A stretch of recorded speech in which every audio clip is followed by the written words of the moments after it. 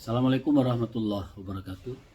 Sahabat, di mana saja Anda berada pada pagi hari ini, di hari Sabat ya, hari Sabtu, saya kembali menemui saudara dengan mencoba menganalisis tentang situasi politik yang terjadi, terutama demo besar yang terjadi di Jakarta dan menelan korban.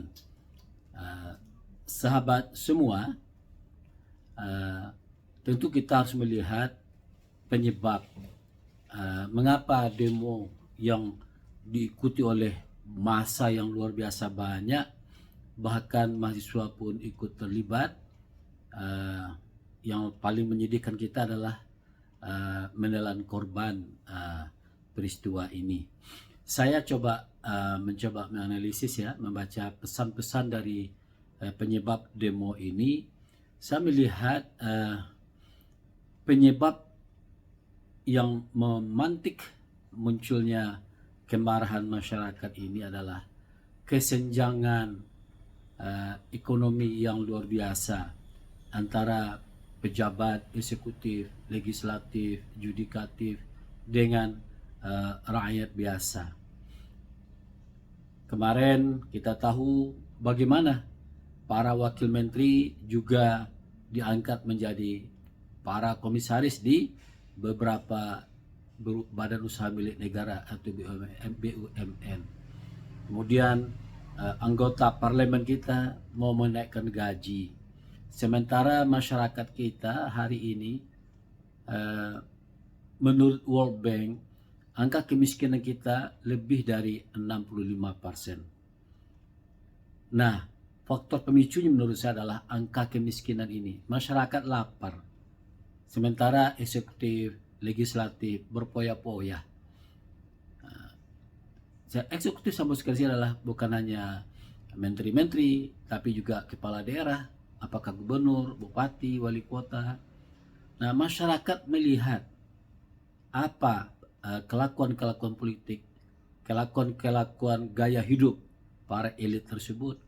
Sementara rakyat banyak yang miskin, banyak yang memerlukan perjuangan. Kita tahu semuanya betapa dan berapa banyak pemutusan hubungan kerja sekarang. Nah, kita tahu para driver ojol itu adalah banyak juga terdapat orang-orang yang sudah kena PHK. Mereka mencoba mencari hidup melalui usaha ojek online ini. Nah, di sisi lain ketimpangan yang mereka lihat di tengah masyarakat itu mereka menyaksikan ketimpangan yang amat dalam jurang ketimpangan tersebut.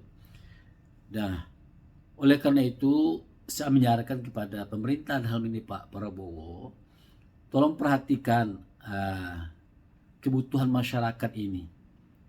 Mereka menginginkan adanya lapangan pekerjaan yang dulu pernah juga diungkapkan oleh calon wakil presiden Gibran akan buka lapangan pekerjaan 19.000 lapangan pekerjaan, tapi sampai hari ini omong kosong. 18 juta atau berapa gitu ya, banyak lowongan kerja. Sekarang mana janjimu itu? Masyarakat menuntut itu. Nah, di sisi lain Pak Prabowo, penegakan hukum ini juga faktor kedua yang menjadi pemicu masyarakat ini. Tegakkan hukum itu, para penegak hukum, polisi, jaksa, hakim, tegakkan hukum secara adil. Kita tahu salah satu contoh di Fakultas Hukum Harvard University itu di main gate-nya itu, pintu utama itu tersusun surah An-Nisa. Nah, ini luar biasa ini. Di Amerika saja, di Harvard University ada salah satu ayat Quran dalam surah An-Nisa yang berkaitan dengan keadilan.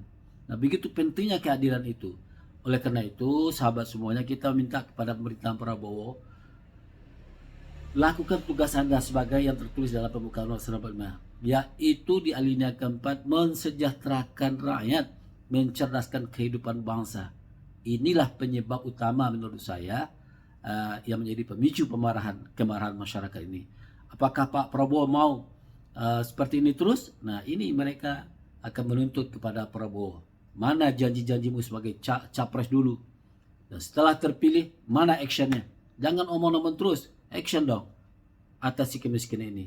Demikian suara saya sebagai termasuk salah seorang akademisi menyuarakan ini melalui video singkat saya di TikTok ataupun di YouTube nanti. Tolong perhatikan itu saja sehingga kita negara Indonesia ini aman, tentram, damai, rakyatnya sejahtera. Assalamualaikum warahmatullahi wabarakatuh.